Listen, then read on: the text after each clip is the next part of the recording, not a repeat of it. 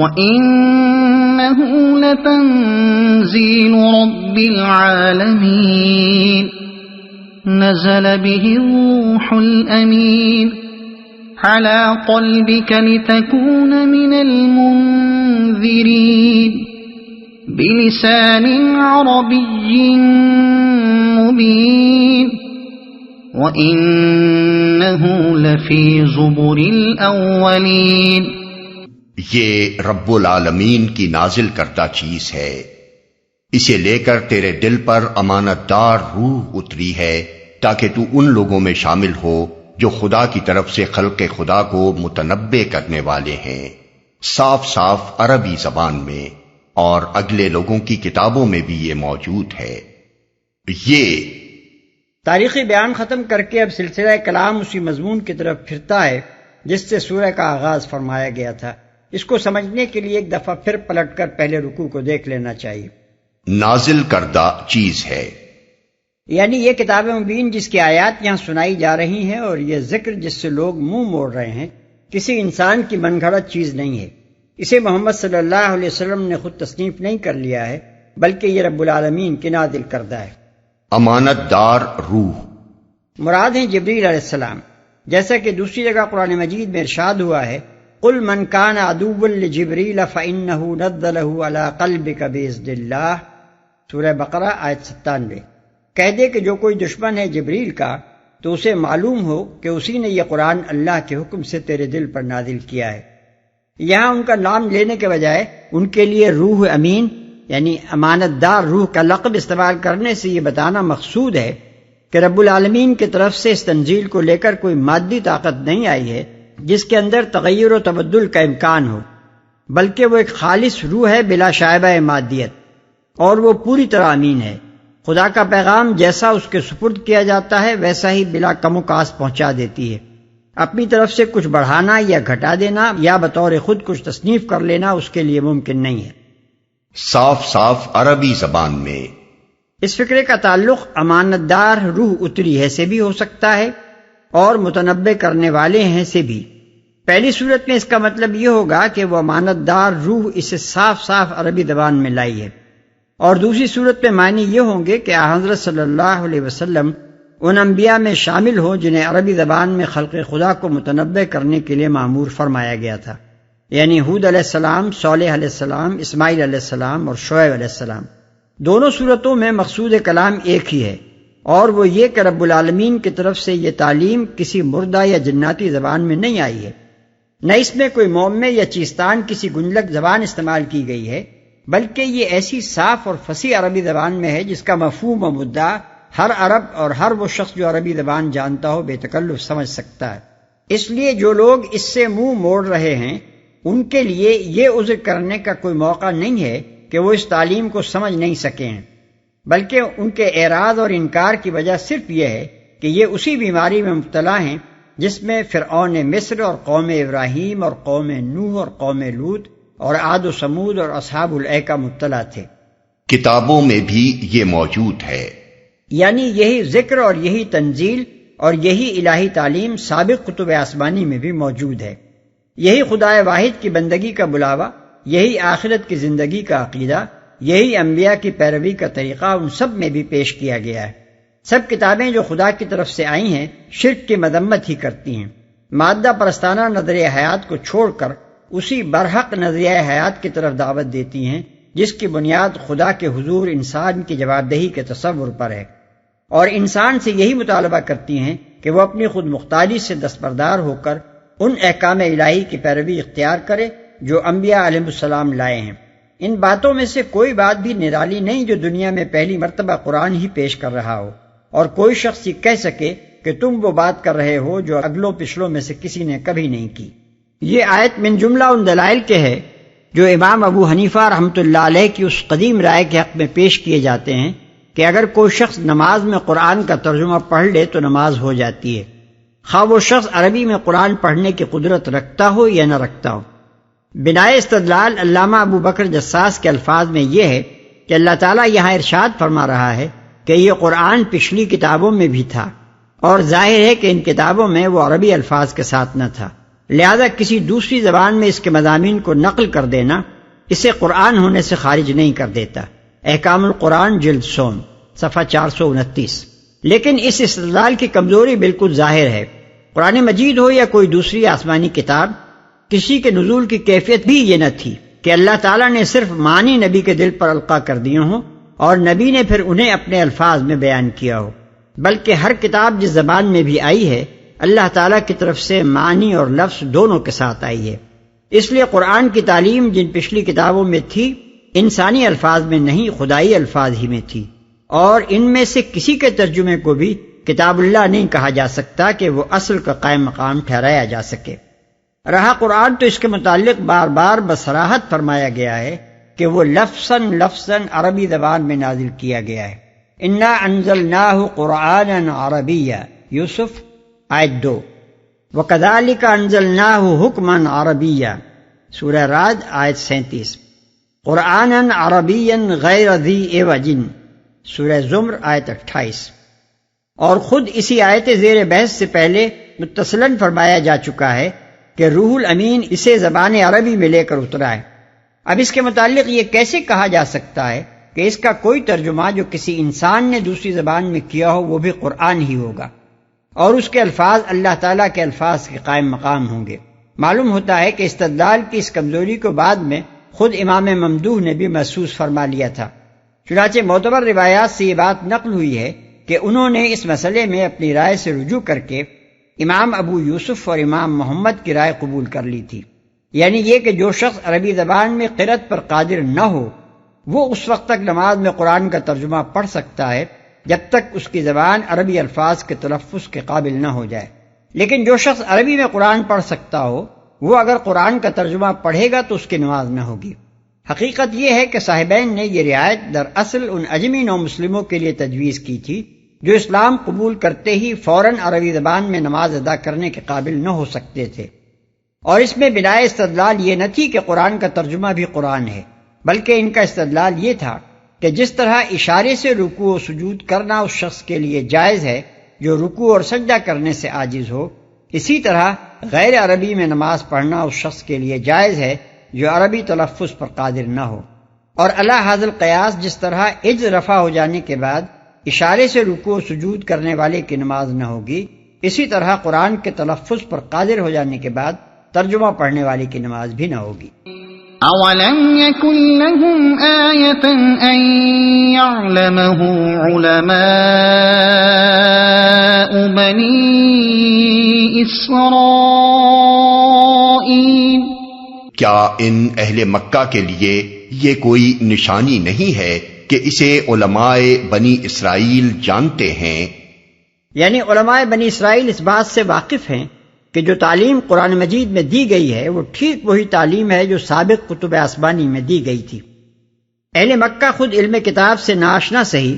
بنی اسرائیل کے اہل علم تو گرد و پیش کے علاقوں میں کثرت سے موجود ہیں، وہ جانتے ہیں کہ یہ کوئی انوکھا اور نرالا ذکر نہیں ہے جو آج پہلی مرتبہ محمد ابن عبداللہ نے لا کر تمہارے سامنے رکھ دیا ہو، بلکہ ہزارہا برس سے خدا کے نبی یہی ذکر پے در پے لاتے رہے ہیں۔ کیا یہ بات اس امر کا اطمینان کرنے کے لیے کافی نہیں ہے کہ یہ تنزیل بھی اسی رب العالمین کی طرف سے ہے جس نے پچھلی کتابیں نازل کی تھیں؟ سیرت ابن ہشام سے معلوم ہوتا ہے کہ ان آیات کے زمانہ نزول سے قریب ہی یہ واقعہ پیش آ چکا تھا کہ حبش سے حضرت جعفر رضی اللہ عنہ کی دعوت سن کر 20 آدمیوں کا ایک وفد مکہ آیا اور اس نے مسجد حرام میں کفار قریش کے سامنے رسول اللہ صلی اللہ علیہ وسلم سے مل کر دریافت کیا کہ آپ کیا تعلیم لائے ہیں۔ حضور صلی اللہ علیہ وسلم نے جواب میں ان کو قرآن کی کچھ آیات سنائیں، اس پر ان کی آنکھوں سے آنسو بہنے لگے اور وہ اسی وقت آپ کے رسول برحق ہونے کی تصدیق کر کے آپ پر ایمان لے آئے۔ پھر جب وہ حضور صلی اللہ علیہ وسلم کے پاس سے اٹھے تو ابو جہل قریش کے چند لوگوں کے ساتھ ان سے ملا اور انہیں سخت ملامت کی۔ اس نے کہا تم سے زیادہ احمق قافلہ یہاں کبھی نہیں آیا، نامرادو تمہارے ہاں کے لوگوں نے تو تمہیں اس لیے بھیجا تھا کہ اس شخص کے حالات کی تحقیق کر کے آؤ، مگر تم ابھی اس سے ملے ہی تھے کہ اپنا دین چھوڑ بیٹھے۔ وہ شریف لوگ ابو جہل کی اس زجر و توبیخ پر الجھنے کے بجائے سلام کر کے ہٹ گئے اور کہنے لگے ہم آپ سے بحث نہیں کرنا چاہتے، آپ اپنے دین کے مختار ہیں اور ہم اپنے دین کے مختار، ہمیں جس چیز میں اپنی خیر نظر آئی اسے ہم نے اختیار کر لیا۔ اسی واقعے کا ذکر سورہ قصص میں آیا ہے. ارشاد ہوتا ہے الذین آتیناہم الکتاب من قبلہ ہم بہ یؤمنون وَإِذَا يُتْلَى عَلَيْهِمْ قَالُوا آمَنَّا بِهِ أَنَّهُ الْحَقُّ مِنْ رَبِّنَا إِنَّا كُنَّا مِنْ قَبْلِهِ مُسْلِمِينَ وَإِذَا سَمِعُوا اللَّغْوَ أَعْرَضُوا عَنْهُ وَقَالُوا لَنَا أَعْمَالُنَا وَلَكُمْ أَعْمَالُكُمْ سَلَامٌ عَلَيْكُمْ لَا نَبْتَغِي الْجَاهِلِينَ. آیات 52 تا 55. یعنی جن لوگوں کو ہم نے اس سے پہلے کتاب دی تھی وہ اس قرآن پر ایمان لاتے ہیں، اور جب وہ انہیں سنایا جاتا ہے تو کہتے ہیں کہ ہم اس پر ایمان لائے، یہ حق ہے ہمارے رب کی طرف سے، ہم اس سے پہلے بھی اسی دین اسلام پر تھے. اور جب انہوں نے بےہودہ باتیں سنی تو الجھنے سے پرہیز کیا اور بولے ہمارے اعمال ہمارے لیے ہیں اور تمہارے اعمال تمہارے لیے، تم کو سلام ہے، ہم جاہلوں کا طریقہ پسند نہیں کرتے کہ 4 باتیں تم ہمیں سناؤ تو 4 ہم تمہیں سنائیں. وَلَوْ نَزَّلْنَاهُ عَلَى بَعْضِ الْأَعْجَمِينَ فَقَرَأَهُ عَلَيْهِمْ مَا كَانُوا بِهِ مُؤْمِنِينَ. لیکن ان کی ہٹ دھرمی کا حال تو یہ ہے کہ اگر ہم اسے کسی اجمی پر بھی نازل کر دیتے اور یہ فصیح عربی کلام وہ ان کو پڑھ کر سناتا تب بھی یہ مان کر نہ دیتے. یعنی اب انہی کی قوم کا ایک آدمی انہیں عربی مبین میں یہ کلام پڑھ کر سنا رہا ہے تو یہ لوگ کہتے ہیں کہ اس شخص نے اسے خود تصنیف کر لیا ہے. عرب کی زبان سے عربی تقریر ادا ہونے میں آخر معجزے کی کیا بات ہے کہ ہم اسے خدا کا کلام مان لیں. لیکن اگر یہی فصیح عربی کلام اللہ تعالیٰ کی طرف سے کسی غیر عرب پر بطور معجزہ نازل کر دیا جاتا اور وہ ان کے سامنے آ کر نہایت صحیح عربی لہجے میں اسے پڑھتا تو یہ ایمان نہ لانے کے لیے دوسرا بہانہ تراشتے. اس وقت یہ کہتے کہ اس پر کوئی جن آ گیا ہے جو عجمی کی زبان سے عربی بولتا ہے. اصل چیز یہ ہے کہ جو شخص حق پسند ہوتا ہے وہ اس بات پر غور کرتا ہے جو اس کے سامنے پیش کی جا رہی ہو اور ٹھنڈے دل سے سوچ سمجھ کر رائے قائم کرتا ہے کہ یہ معقول بات ہے یا نہیں. اور جو شخص حق دھرم ہوتا ہے اور نہ ماننے کا ارادہ کر لیتا ہے وہ اصل مضمون پر توجہ نہیں دیتا بلکہ اسے رد کرنے کے لیے طرح طرح کے ہیلے بہانے تلاش کرتا ہے. اس کے سامنے بات خواہ کسی طریقے سے پیش کی جائے وہ بہرحال اسے جھٹلانے کے لیے کوئی نہ کوئی وجہ پیدا کر لے گا. کفار قریش کی اس ہٹ درمی کا پردہ قرآن مجید میں جگہ جگہ فاش کیا گیا ہے اور ان سے صاف صاف کہا گیا ہے کہ تم ایمان لانے کے لیے معجزہ دکھانے کی شرط آخر کس منہ سے لگاتے ہو؟ تم تو وہ لوگ ہو کہ تمہیں خواہ کوئی چیز دکھا دی جائے تم اسے جھٹلانے کے لیے کوئی بہانہ نکال لو گے کیونکہ دراصل تمہیں حق بات مان کر نہیں دینی ہے. چنانچہ ارشاد ہوتا ہے وَلَوْ نَزَّلْنَا عَلَيْكَ كِتَابًا فِي قِرْطَاسٍ فَلَمَسُوهُ بِأَيْدِيهِمْ لَقَالَ الَّذِينَ كَفَرُوا إِنْ هَذَا إِلَّا سِحْرٌ مُبِينٌ. الانعام آیت 7. یعنی اگر ہم تیرے اوپر کاغذ میں لکھی ہوئی کوئی کتاب نازل کر دیتے اور یہ لوگ اسے اپنے ہاتھوں سے چھو کر بھی دیکھ لیتے تو جن لوگوں نے نہیں مانا وہ کہتے کہ یہ تو کھلا جادو ہے. مزید ارشاد ہوتا ہے وَلَوْ فَتَحْنَا عَلَيْهِمْ بَابًا مِّنَ السَّمَاءِ فَظَلُّوا فِيهِ يَعْرُجُونَ لَقَالُوا إِنَّمَا سُكِّرَتْ أَبْصَارُنَا بَلْ نَحْنُ قَوْمٌ مَسْحُورُونَ. سورہ ہجر آیات 14 اور 15. یعنی اور اگر ہم ان پر آسمان کا کوئی دروازہ بھی کھول دیتے اور یہ اس میں چڑھنے لگتے تو یہ کہتے کہ ہماری آنکھوں کو دھوکا ہو رہا ہے بلکہ ہم پر جادو کر دیا گیا ہے. كَذَلِكَ سَلَكْنَاهُ فِي قُلُوبِ الْمُجْرِمِينَ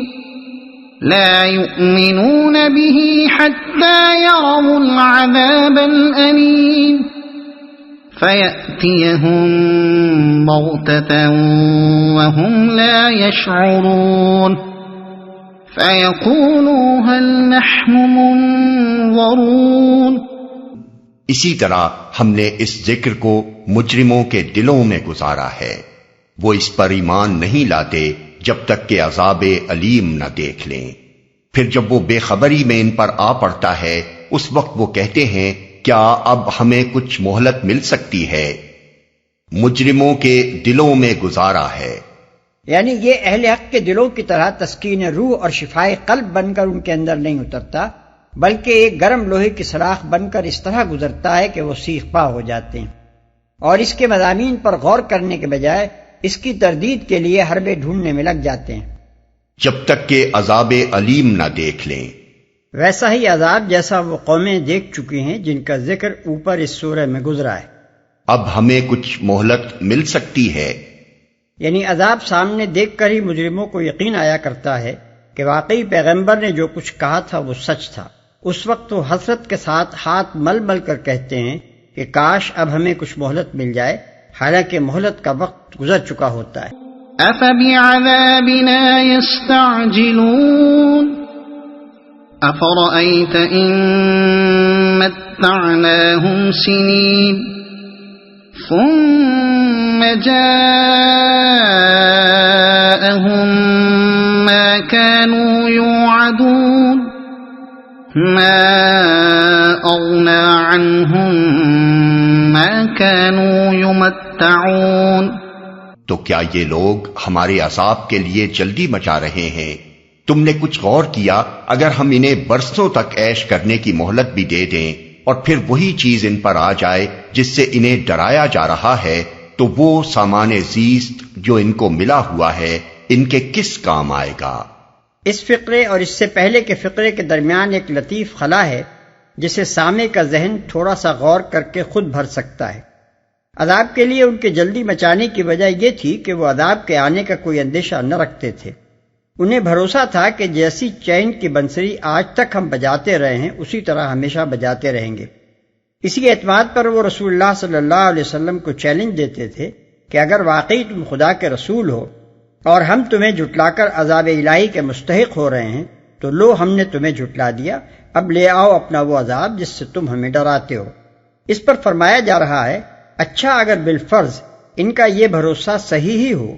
اگر ان پر فوراً عذاب نہ آئے، اگر انہیں دنیا میں مزے کرنے کے لیے ایک لمبی ڈھیل بھی مل جائے جس کی توقع پر یہ پھول رہے ہیں، تو سوال یہ ہے کہ جب بھی ان پر عاد و سمود یا قوم لوط اور اصحاب الایکہ کسی کوئی آفت ناگہانی ٹوٹ پڑی جس سے محفوظ رہنے کی کسی کے پاس کوئی ضمانت نہیں ہے، یا اور کچھ نہیں تو موت ہی کی آخری گھڑی آن پہنچی جس سے بہرحال کسی کو مفر نہیں، تو اس وقت عیش دنیا کے یہ چند سال آخر ان کے لیے کیا مفید ثابت ہوں گے؟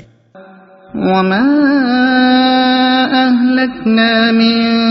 قرية إلا لها منذرون ذكرى وما كنا ظالمين۔ دیکھو ہم نے کبھی کسی بستی کو اس کے بغیر ہلاک نہیں کیا کہ اس کے لیے خبردار کرنے والے حق نصیحت ادا کرنے کو موجود تھے اور ہم ظالم نہ تھے۔ یعنی جب انہوں نے خبردار کرنے والوں کی تنبیہ اور سمجھانے والوں کی نصیحت قبول نہ کی اور ہم نے انہیں ہلاک کر دیا تو ظاہر ہے کہ یہ ہماری طرف سے ان پر کوئی ظلم نہ تھا۔ ظلم تو اس وقت ہوتا ہے جبکہ ہلاک کرنے سے پہلے انہیں سمجھا کر راہ راست پر لانے کی کوئی کوشش نہ کی گئی ہوتی۔ وما تنزلت به الشياطين وما ينبغي لهم وما يستطيعون انہم عن السمع لمعزولون۔ اس کتاب مبین کو شیاطین لے کر نہیں اترے ہیں، نہ یہ کام ان کو سجتا ہے اور نہ وہ ایسا کر ہی سکتے ہیں، وہ تو اس کی سماعت تک سے دور رکھے گئے ہیں، شیاطین لے کر نہیں اترے ہیں۔ پہلے اس معاملے کا مثبت پہلو ارشاد ہوا تھا کہ یہ رب العالمین کی نازل کردہ ہے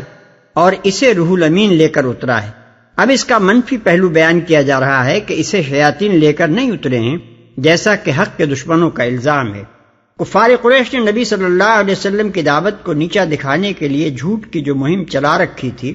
اس میں سب سے بڑی مشکل انہیں یہ پیش آ رہی تھی کہ اس حیرت انگیز کلام کی کیا توجیہ کی جائے جو قرآن کی شکل میں لوگوں کے سامنے آ رہا تھا اور دلوں میں اترتا چلا جا رہا تھا۔ یہ بات تو ان کے بس میں نہ تھی کہ لوگوں تک اس کے پہنچنے کو روک سکیں۔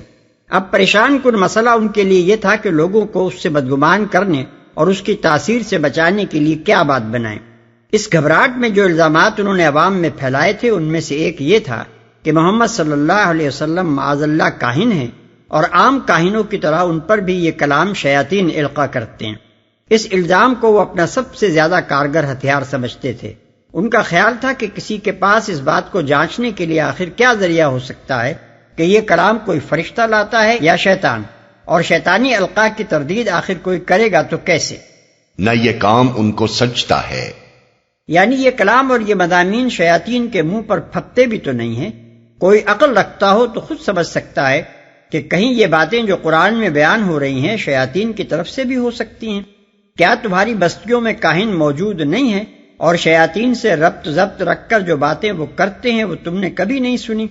کیا کبھی تم نے سنا ہے کہ کسی شیطان نے کسی کاہن کے ذریعے سے لوگوں کو خدا پرستی اور خدا ترسی کی تعلیم دی ہو، شرک و بت پرستی سے روکا ہو، آخرت کی باز پرس کا خوف دلایا ہو، ظلم اور بدکاری اور بد اخلاقیوں سے منع کیا ہو، نیکوکاری اور راست بازی اور خلق خدا کے ساتھ احسان کی تلقین کی ہو؟ شیاطین کا یہ مزاج کہاں ہے؟ ان کا مزاج تو یہ ہے کہ لوگوں میں فساد ڈلوائیں اور انہیں برائیوں کی طرف رغبت دلائیں۔ ان سے تعلق رکھنے والے کاہنوں کے پاس تو لوگ یہ پوچھ لے جاتے ہیں کہ عاشق کو معشوق ملے گا یا نہیں، جوئے میں کون سا داؤں مفید رہے گا، دشمن کو نیچا دکھانے کے لیے کیا چال چلی جائے، اور فلاں شخص کا اونٹ کس نے چرایا ہے۔ یہ مسائل اور معاملات چھوڑ کر کاہنوں اور ان کے سرپرست شیاطین کو خلق خدا کی اصلاح، بھلائیوں کی تعلیم اور برائیوں کے استحصال کی کب سے فکر لاحق ہو گئی، اور نہ وہ ایسا کر ہی سکتے ہیں۔ یعنی شیاطین اگر کرنا چاہیں بھی تو یہ کام ان کے بس کا نہیں ہے کہ تھوڑی دیر کے لیے بھی اپنے آپ کو انسانوں کے سچے معلم اور حقیقی مزکی کے مقام پر رکھ کر خالص حق اور خالص خیر کی وہ تعلیم دے سکیں جو قرآن دے رہا ہے۔ وہ دھوکہ دینے کی خاطر بھی اگر یہ روپ دھاریں تو ان کا کام ایسی آمیزشوں سے خالی نہیں ہو سکتا جو ان کی جہالت اور ان کے اندر چھپی ہوئی شیطانی فطرت کی غمازی نہ کر دیں۔ نیت کی خرابی، ارادوں کی ناپاکی، مقاصد کی خباثت لازماً اس شخص کی زندگی میں بھی اور اس کی تعلیم میں بھی جھلک کر رہے گی جو شیاطین سے الہام حاصل کر کے پیشوا بن بیٹھا ہو۔ بے آمیز راستی اور خالص نیکی نہ شیاطین القاء کر سکتے ہیں اور نہ ان سے ربط ضبط رکھنے والے اس کے حامل ہو سکتے ہیں۔ پھر تعلیم کی بلندی اور پاکیزگی پر مزید وہ فصاحت و بلاغت اور وہ علم حقائق ہے جو قرآن میں پایا جاتا ہے۔ اسی بنیاد پر قرآن میں بار بار یہ چیلنج دیا گیا ہے کہ انسان اور جن مل کر بھی چاہیں تو اس کتاب کے مانند کوئی چیز تصنیف کر کے نہیں لا سکتے۔ چنانچہ ارشاد ہوتا ہے قُلْ لَئِنِ اجْتَمَعَتِ الْإِنسُ وَالْجِنُّ عَلَىٰ أَن يَأْتُوا بِمِثْلِ هَٰذَا الْقُرْآنِ لَا يَأْتُونَ بِمِثْلِهِ وَلَوْ كَانَ بَعْضُهُمْ لِبَعْضٍ ظَهِيرًا، بنی اسرائیل آیت 88۔ اور مزید ارشاد ہوتا ہے قُلْ فَأْتُوا بِسُورَةٍ مِّن مِّثْلِهِ وَادْعُوا مَنِ اسْتَطَعْتُم مِّن دُونِ اللَّهِ إِن كُنتُمْ صَادِقِينَ، سورہ یونس آیت 38۔ سماعت تک سے دور رکھے گئے ہیں، یعنی اس قرآن کے القاء میں دخیل ہونا تو درکنار، جس وقت اللہ تعالیٰ کی طرف سے روح الامین اس کو لے کر چلتا ہے اور جس وقت محمد صلی اللہ علیہ وسلم کے دل پر وہ اس کو نازل کرتا ہے، اس پورے سلسلے میں کسی جگہ بھی شیاطین کو کان لگا کر سننے تک کا موقع نہیں ملتا۔ وہ آس پاس کہیں پھٹکنے بھی نہیں پاتے کہ سنگن لے کر ہی کوئی بات اچک لے جائیں اور جا کر اپنے دوستوں کو بتا سکیں کہ آج محمد صلی اللہ علیہ وسلم یہ پیغام سنانے والے ہیں یا ان کی تقریر میں فلاں بات کا بھی ذکر آنے والا ہے۔ فلا تدع مع الله إلها آخر فتكون من المعذبين وأنذر عشيرتك الأقربين واخفض جناحك لمن اتبعك من المؤمنين فإن عصوك فقل إني بريء مما تعملون۔ پس اے محمد اللہ کے ساتھ کسی دوسرے معبود کو نہ پکارو ورنہ تم بھی سزا پانے والوں میں شامل ہو جاؤ گے۔ اپنے قریب ترین رشتہ داروں کو ڈراؤ اور ایمان لانے والوں میں سے جو لوگ تمہاری پیروی اختیار کریں ان کے ساتھ تواضع سے پیش آؤ، لیکن اگر وہ تمہاری نافرمانی کریں تو ان سے کہہ دو کہ جو کچھ تم کرتے ہو اس سے میں بری الذمہ ہوں، سزا پانے والوں میں شامل ہو جاؤ گے۔ اس کا یہ مطلب نہیں ہے کہ معاذ اللہ نبی صلی اللہ علیہ وسلم سے شرک کا کوئی خطرہ تھا اور اس بنا پر آپ کو دھمکا کر اس سے روکا گیا۔ دراصل اس سے مقصود کفار و مشرکین کو متنبہ کرنا ہے۔ کلام کا مدعا یہ ہے کہ قرآن مجید میں جو تعلیم پیش کی جا رہی ہے یہ چونکہ خالص حق ہے فرمانروائے کائنات کی طرف سے اور اس میں شیطانی آلائشوں کا ذرہ برابر بھی دخل نہیں ہے، اس لیے یہاں حق کے معاملے میں کسی کے ساتھ روح رعایت کا کوئی کام نہیں۔ خدا کو سب سے بڑھ کر اپنی مخلوق میں کوئی عزیز و محبوب ہو سکتا ہے تو وہ اس کا رسول پاک ہے۔ لیکن بالفرض اگر وہ بھی بندگی کی راہ سے بال برابر ہٹ جائے اور خدائے واحد کے سوا کسی اور کو معبود کی حیثیت سے پکار بیٹھے تو پکڑ سے نہیں بچ سکتا۔ تاب دیگراں چہ رسد، اس معاملے میں جب خود محمد صلی اللہ علیہ وسلم کے ساتھ بھی کوئی رعایت نہیں تو اور کون ہے جو خدا کی خدائی میں کسی اور کو شریک ٹھہرانے کے بعد یہ امید کر سکتا ہو کہ خود بچ نکلے گا یا کسی کے بچانے سے بچ جائے گا؟ رشتہ داروں کو ڈراؤ، یعنی خدا کے اس بے لاگ دین میں جس طرح نبی کی ذات کے لیے کوئی رعایت نہیں،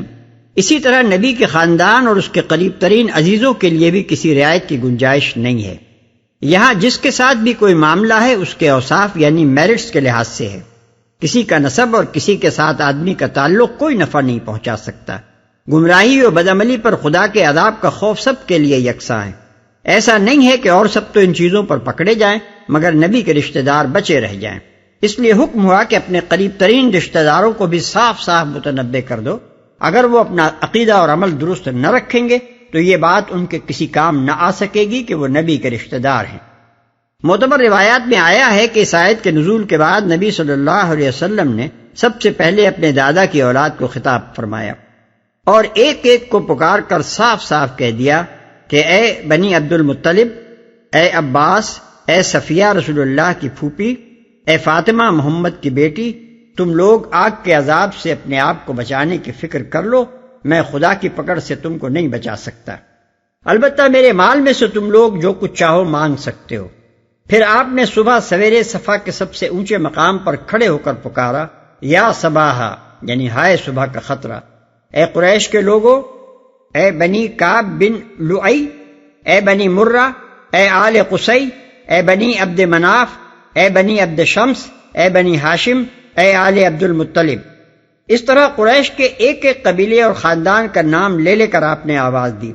عرب میں قاعدہ تھا کہ جب صبح تڑکے کسی اچانک حملے کا خطرہ ہوتا تو جس شخص کو بھی اس کا پتہ چل جاتا وہ اسی طرح پکارنا شروع کر دیتا اور لوگ اس کی آواز سنتے ہی ہر طرف سے دوڑ پڑتے۔ چنانچہ حضور صلی اللہ علیہ وسلم کی اس آواز پر سب لوگ گھروں سے نکل آئے اور جو خود نہ آ سکا اس نے اپنی طرف سے کسی کو خبر لانے کے لیے بھیج دیا۔ جب سب لوگ جمع ہو گئے تو آپ نے فرمایا، لوگوں، اگر میں تمہیں بتاؤں کہ اس پہاڑ کے دوسری طرف ایک بھاری لشکر ہے جو تم پر ٹوٹ پڑنا چاہتا ہے تو تم میری بات سچ مانو گے؟ سب نے کہا ہاں، ہمارے تجربے میں تم کبھی جھوٹ بولنے والے نہیں رہے ہو۔ آپ نے فرمایا، اچھا تو میں خدا کا سخت عذاب آنے سے پہلے تم کو خبردار کرتا ہوں، اپنی جانوں کو اس کی پکڑ سے بچانے کی فکر کرو، میں خدا کے مقابلے میں تمہارے کسی کام نہیں آ سکتا۔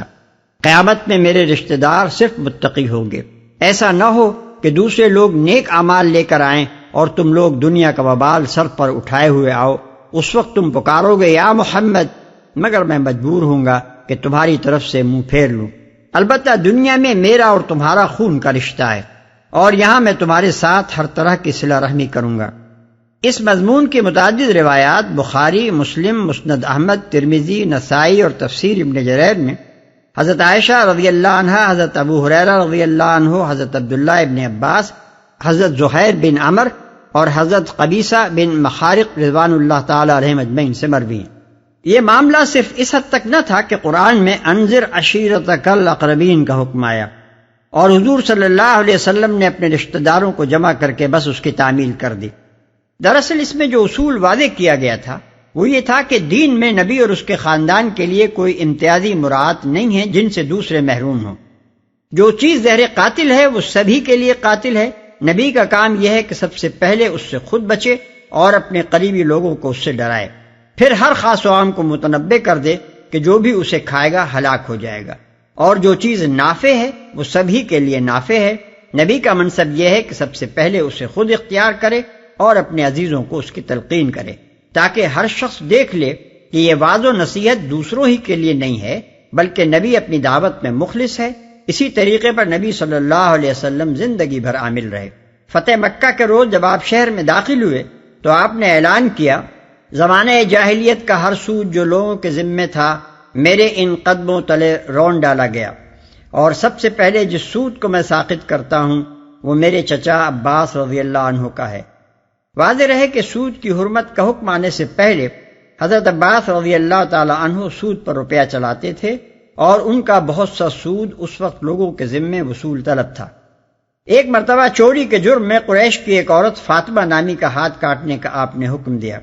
حضرت اسامہ بن زید رضی اللہ عنہ نے اس کے حق میں سفارش کی۔ اس پر آپ نے فرمایا، خدا کی قسم اگر محمد کی بیٹی فاطمہ بھی چوری کرتی تو میں اس کا ہاتھ کاٹ دیتا۔ اس سے میں بری الذمہ ہوں۔ اس کے دو مطلب ہو سکتے ہیں، ایک یہ کہ تمہارے رشتہ داروں میں سے جو لوگ ایمان لا کر تمہاری پیروی اختیار کریں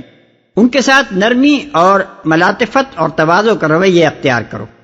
اور جو تمہاری بات نہ مانے ان سے اعلان برات کر دو۔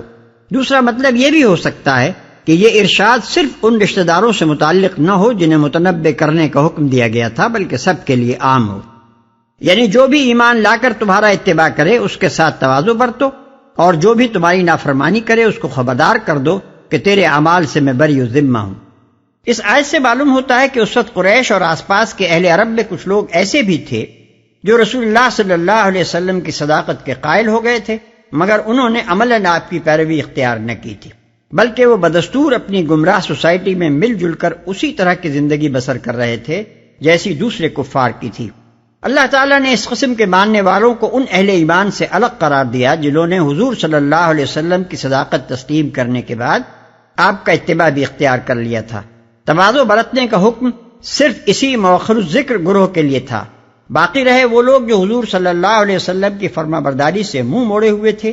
جن میں آپ کی صداقت کو ماننے والے بھی شامل تھے اور آپ کا انکار کر دینے والے بھی۔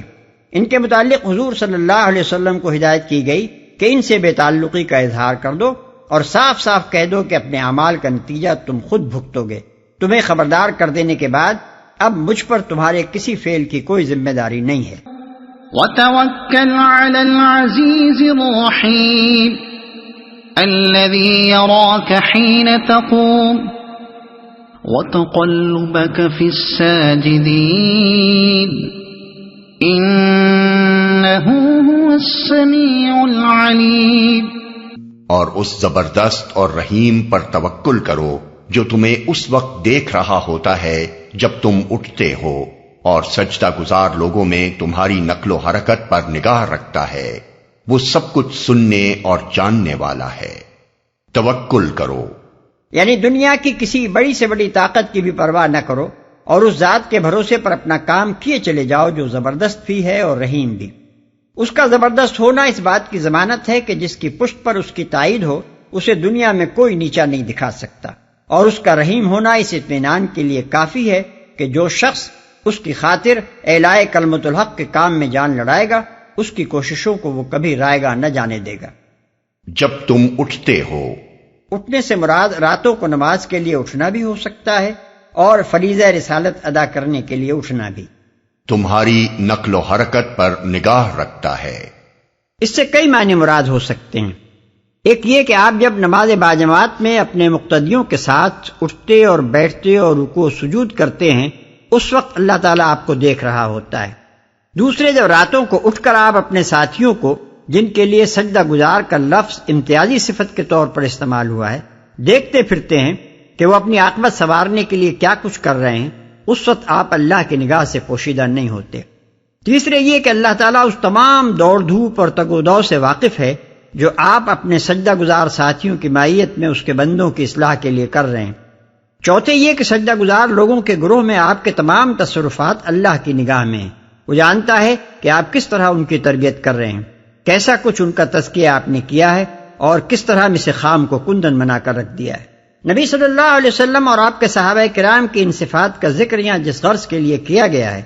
اس کا تعلق پہلے کے مضمون سے بھی ہے اور آگے کے مضمون سے بھی۔ اوپر کے مضمون سے اس کا تعلق یہ ہے کہ آپ حقیقت میں اللہ کی رحمت اور اس کی زبردست تائید کے مستحق ہیں، اس لیے کہ اللہ کوئی اندھا بہرا معبود نہیں ہے، دیکھنے اور سننے والا فرما روا ہے۔ اس کی راہ میں آپ کی دوڑ دھوپ اور اپنے سجدہ گزار ساتھیوں میں آپ کی سرگرمیاں سب کچھ اس کی نگاہ میں ہیں۔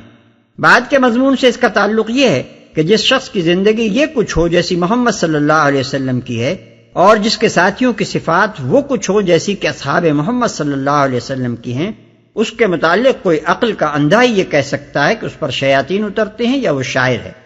شیطان جن کاہنوں پر اترتے ہیں اور شعراء اور ان کے ساتھ لگے رہنے والوں کے جیسے کچھ رنگ ڈھنگ ہیں وہ آخر کس سے پوشیدہ ہیں؟ تمہارے اپنے معاشرے میں ایسے لوگ کثرت سے پائے ہی جاتے ہیں کیا کوئی آنکھوں والا ایمانداری کے ساتھ یہ کہہ سکتا ہے کہ اسے محمد صلی اللہ علیہ وسلم اور آپ کے اصحاب کی زندگی میں اور شاعروں اور کاہنوں کی زندگی میں کوئی فرق نظر نہیں آتا؟ اب یہ کیسی ڈٹائی ہے کہ ان خدا کے بندوں پر کھلم کھلا کہانت اور شاعری کی پھتی کسی جاتی ہے اور کسی کو اس پر شرم بھی نہیں آتی۔ هل أنبئكم على من تنزل الشياطين تنزل على كل أفاك أثيم يلقون السمع وأكثرهم كاذبون۔ لوگو، کیا میں تمہیں بتاؤں کہ شیاطین کس پر اترا کرتے ہیں؟ وہ ہر جال ساز بدکار پر اترا کرتے ہیں، سنی سنائی باتیں کانوں میں پھونکتے ہیں اور ان میں سے اکثر جھوٹے ہوتے ہیں۔ ہر جالساز بدکار پر اترا کرتے ہیں۔ مراد ہیں کاہن، جوتشی، فالگیر، رمال اور عامل قسم کے لوگ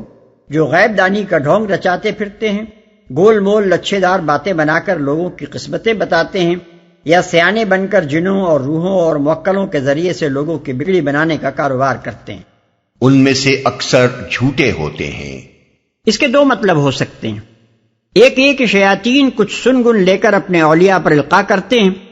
اور اس میں تھوڑی سی حقیقت کے ساتھ بہت سا جھوٹ ملا دیتے ہیں۔ دوسرے یہ کہ جھوٹے لپاٹیے کاہن شیاطین سے کچھ باتیں سن لیتے ہیں اور پھر اپنی طرف سے بہت سا جھوٹ ملا کر لوگوں کے کانوں میں پھونکتے پھرتے ہیں۔ اس کی تشریح ایک حدیث میں بھی آئی ہے جو بخاری نے حضرت عائشہ رضی اللہ عنہا سے روایت کی ہے۔ وہ فرماتی ہیں کہ بعض لوگوں نے نبی صلی اللہ علیہ وسلم سے کاہنوں کے بارے میں سوال کیا، آپ نے فرمایا وہ کچھ نہیں ہے۔ انہوں نے عرض کیا، یا رسول اللہ، بعض اوقات تو وہ ٹھیک بات بتا دیتے ہیں۔ حضور صلی اللہ علیہ وسلم نے فرمایا، وہ ٹھیک بات جو ہوتی ہے اسے کبھی کبھار جن لے اڑتے ہیں اور جا کر اپنے دوست کے کان میں پھونک دیتے ہیں، پھر وہ اس کے ساتھ جھوٹ کی بہت سی آمیزش کر کے ایک داستان بنا لیتا ہے۔ والشعراء يتبعهم الغاوون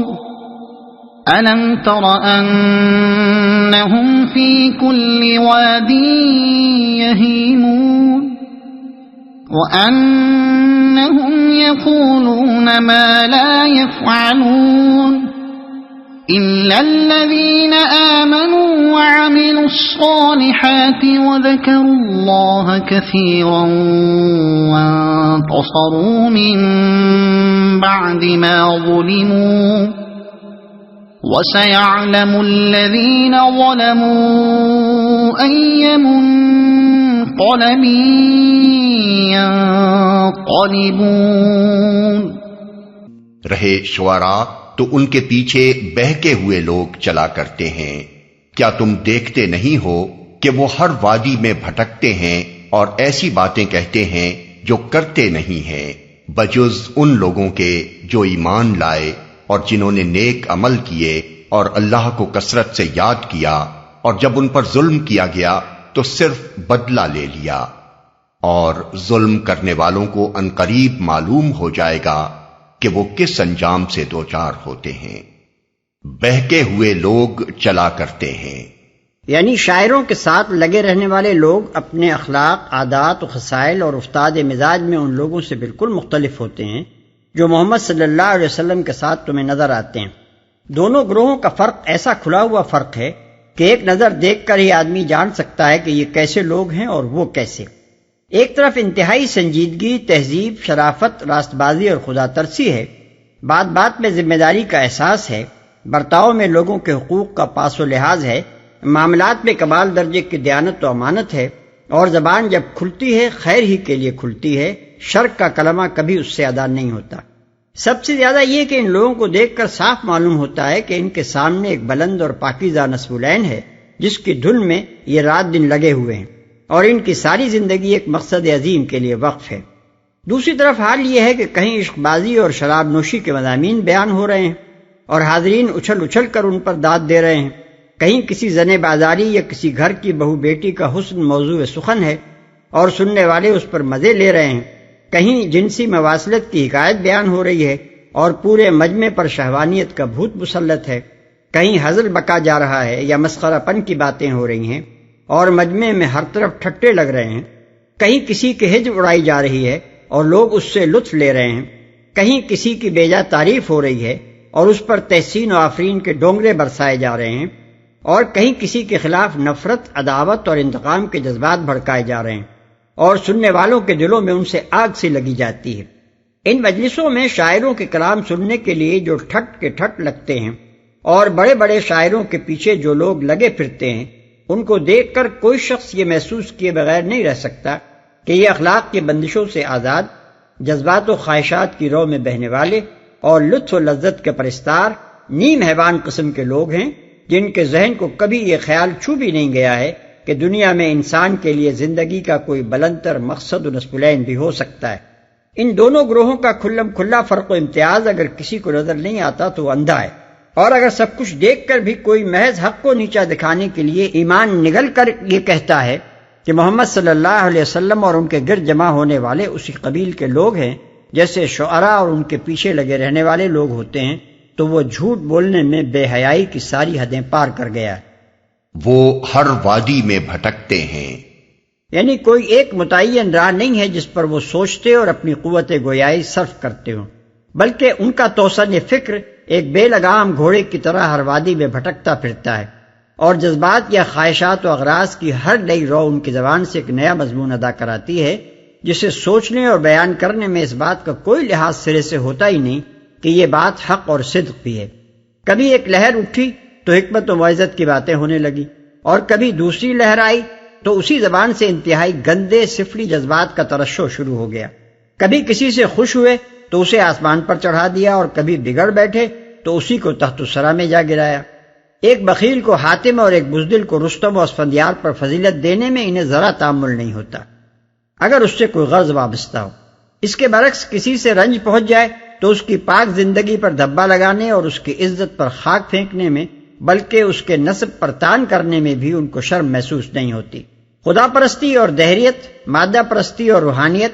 حسن اخلاق اور بد اخلاقی، پاکیزگی اور گندگی، سنجیدگی اور ہزل، قصیدہ اور حجو، سب کچھ ایک ہی شاعر کے کلام میں آپ کو پہلو بپہلو مل جائے گا۔ شعراء کی ان معروف خصوصیات سے جو شخص واقف ہو، اس کے دماغ میں آخر یہ بے تکی بات کیسے اتر سکتی ہے کہ اس قرآن کے لانے والے پر شاعری کی تہمت رکھی جائے، جس کی تقریر جچی تلی، جس کی بات دو ٹوک، جس کی راہ بالکل واضح اور متعین ہے، اور جس نے حق اور راستی اور بھلائی کی دعوت سے ہٹ کر کبھی ایک کلمہ بھی زبان سے نہیں نکالا ہے۔ قرآن مجید میں ایک دوسرے مقام پر نبی صلی اللہ علیہ وسلم کے متعلق فرمایا گیا ہے کہ آپ کے مزاج کو تو شاعری کے ساتھ سرے سے کوئی مناسبت ہی نہیں ہے۔ چنانچہ ارشاد ہوتا ہے وَمَا عَلَّمْنَاهُ الشِّعْرَ وَمَا يَنبَغِي لَهُ، سورہ یاسین آیت 69۔ یعنی ہم نے اس کو شعر نہیں سکھایا ہے اور نہ یہ اس کے کرنے کا کام ہے۔ اور یہ ایک ایسی حقیقت تھی کہ جو لوگ بھی نبی صلی اللہ علیہ وسلم سے ذاتی واقفیت رکھتے تھے وہ سب اسے جانتے تھے۔ معتبر روایات میں آیا ہے کہ کوئی شعر حضور صلی اللہ علیہ وسلم کو پورا یاد نہ تھا۔ دوران گفتگو میں کبھی کسی شاعر کا کوئی اچھا شعر زبان مبارک پر آتا بھی تو غیر موضوع پڑ جاتے